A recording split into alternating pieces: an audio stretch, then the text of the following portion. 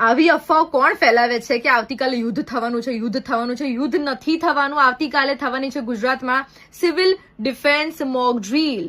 અને આ mock drill એટલા માટે કરવામાં આવી રહી છે કે કાલે ઉઠીને જો કદાચ યુદ્ધ થાય તો એ સમયે આપણે શું કરવું એની તાલીમ આપવા માટે આ મોક ડ્રીલ થવાની છે. ગુજરાતમાં સુરત, કચ્છ, ભરૂચ, અમદાવાદ, આની સાથે સાથે બીજી ઘણી બધી જગ્યાએ આ મોક ડ્રીલ થવાની છે.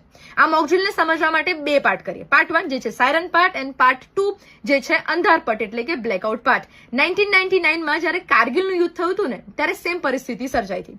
અમદાવાદમાં મણિનગર, YMCA વાળો જે રૂટ છે, સિંધુ ભવન વાળો જે રૂટ છે, આની સાથે સાથે બીજા ઘણા બધા એરિયામાં એક સાયરન ફિક્સ કરવામાં આવશે. એ સાયરનની આસપાસના 3 થી 5 કિલોમીટરના અંતરમાં આ સાયરનનો અવાજ સંભળાશે.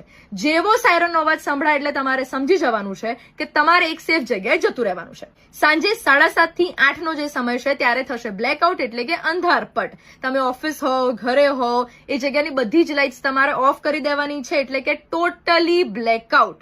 અને ટેન્શન બિલકુલ નથી કરવાનું. આવી પરિસ્થિતિ જો થાય એ સમયે પહેલેથી કયા પગલાં લઈને રાખવા? ઘરમાં કેશ રાખવાની, ડોક્યુમેન્ટ્સ સેફ જગ્યાએ રાખવાના, ઘરમાં 2 વ્હીલર હોય, 4 વ્હીલર હોય, એની ટાંકીઓ પેટ્રોલથી ફૂલ રાખજો.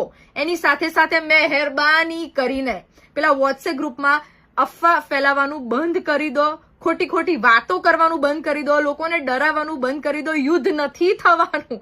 યુદ્ધ થાય તો શું કરવું એની તાલીમ આપવા માટેની આ મોક ડ્રીલ થવાની છે. એટલે પ્લીઝ ઘરે રહેજો, સેફ રહેજો અને અફવાઓ ના ફેલાવતા.